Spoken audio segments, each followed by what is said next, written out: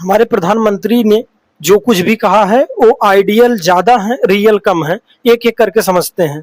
प्रधानमंत्री जी ने सबसे पहले कहा कि वर्क फ्रॉम होम घर से हो सके तो कार्य को करिए और पेट्रोल को मत खरीदिए, ज्यादातर कोशिश करिए कि आप पब्लिक ट्रांसपोर्ट को यूज करिए। लेकिन रियल में ऐसा है नहीं, पब्लिक ट्रांसपोर्ट में इतना ज्यादा भीड़, ट्रैफिक जैसी समस्याएं हैं कि सीट नहीं मिल पाती हैं। और दूसरी बात है कि वर्क फ्रॉम होम करने के लिए कोई कर्मचारी कम जिम्मेदार होता है, उसका बॉस ज्यादा जिम्मेदार होता है। अगर बॉस चाहे तभी कोई वर्क फ्रॉम होम कर सकता है, इसके लिए बॉस को अलग कुछ ऐसी सब्सिडी वगैरह देनी पड़ेगी, सरकार को बॉस को देनी पड़ेगी। दूसरी चीज क्या है, उन्होंने कहा कि सोना मत खरीदिए।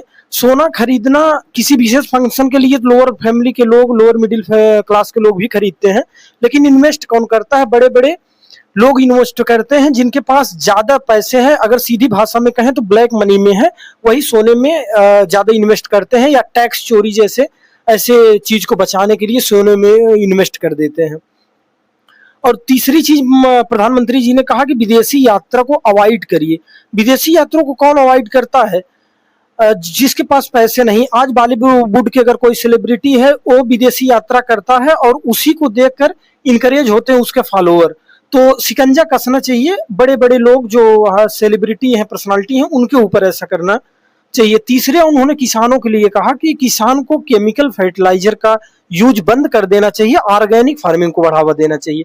माननीय प्रधानमंत्री जी, ऑर्गेनिक फार्मिंग को बढ़ावा देना ठीक है, लेकिन यही काम श्रीलंका ने किया था, जो पिछली बार क्राइसिस आई और वो श्रीलंका बहुत भयंकर क्राइसिस से गई और हमारा भारत कहीं ना कहीं उसको सपोर्ट दिया उस समय। तो ऑर्गेनिक फार्मिंग से किसानों का बहुत भयंकर नुकसान होता है और उनका जो है प्रोडक्टिविटी कम हो जाती है, प्रोडक्शन कम हो जाता है। और इसके लिए क्या सरकार किसानों को कोई सब्सिडी देगी? और पांचवी बात उन्होंने कहा था कि सोलर पैनल से सिंचाई करें। मतलब कहने का मतलब है कि किसान जो हमारे फार्मर हैं वो सोलर एनर्जी का यूज ज्यादा करें। अगर कहीं ना कहीं सरकार किसानों का बिल माफ करती है तो किसान अंधाधुंध ट्यूबवेल चलाते हैं, जिससे ग्राउंड वाटर क्राइसिस हो सकता है।